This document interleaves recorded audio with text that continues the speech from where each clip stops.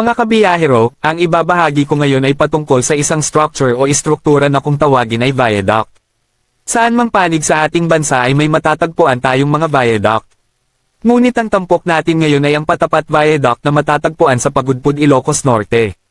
Ngunit bago pa man tayo magpapatuloy ay alamin muna natin kung ano nga ba ang ibig sabihin ng viaduct. Ang literal na kahulugan ng salitang viaduct ay daan upang humantong, or way to lead. Ito ay isang compound word na salitang Latin na via at docere, na ang kahulugan ng via ay kalsada, at ang ibig sabihin naman ng docere ay pangunahin. Ito ay may mga serye na sinusuportahan ng mga arko ng pier upang dalhin ang isang kalsada o ang isang riles ng tren sa ibabaw ng isang lambak, swamp area o anumang anyong lupa ang nasa ilalim nito. Ano ang pagkakaiba ng tulay sa viaduct?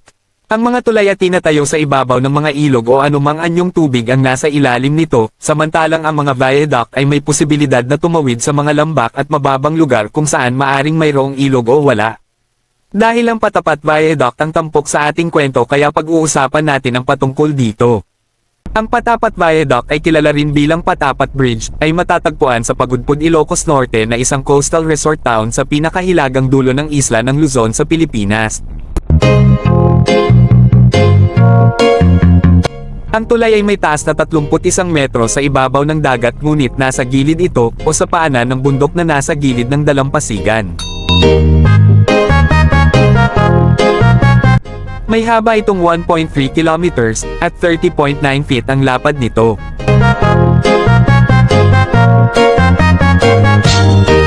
Ito ay nag-uugnay sa probensya ng Ilocos Norte at ng Cagayan Valley sa pamamagitan ng Maharlika Highway o ang MacArthur Highway.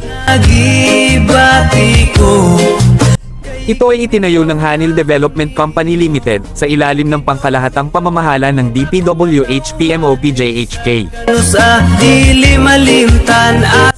Natapos at binuksan sa publiko noong Oktubre taong 1986 at ito ang ikaapat na pinakamahabang tulay sa Pilipinas noon.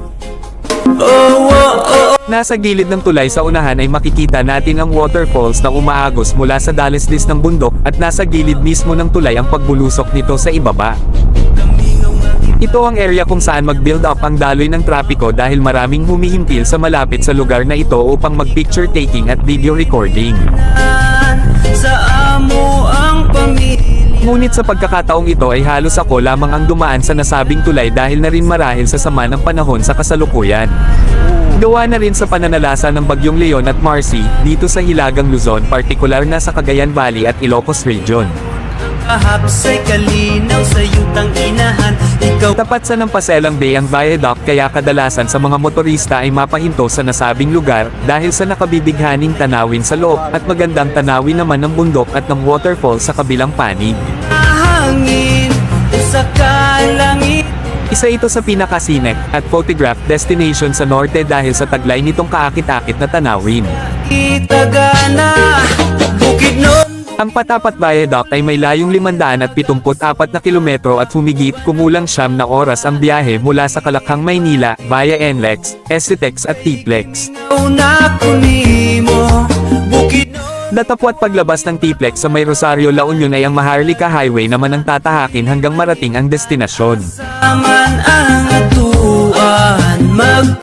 Ayan po lamang ang aking may bahaging impormasyon sa inyo patungkol sa Patapat Viaduct ng Pagudpud, Ilocos Norte.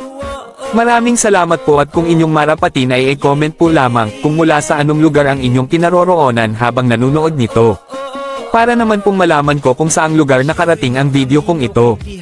God bless you all. Kung Pinoy anan sukat sa pagkahimugso, lami na gyud makauli makauban ang pamilya, ang kalipay masinati nga di kabayran og kwarta, magkamingaw mo atos ibabaw sa kabukiran ug madungog ang malipayong awit sa kalanggaman, ang natural nga kabugnaw dito sa hangin nga labas. Gusto ko mo ato kumamanguhag utan og prutas, kinsa may di malingaw nga daghan tag malaagan, talan-awong maanindot gikan sa kinaiyahan. Bisaga sa pa ako maabtan, ikaw gihapon akong ulian, walay sama ang mga kalipay nga makauli sayo ta nga natawhan. Bukid non muli ko dihagak sumpa ka, uban ang pagpangga nga gibati ko, kay gimingaw na ko nimo.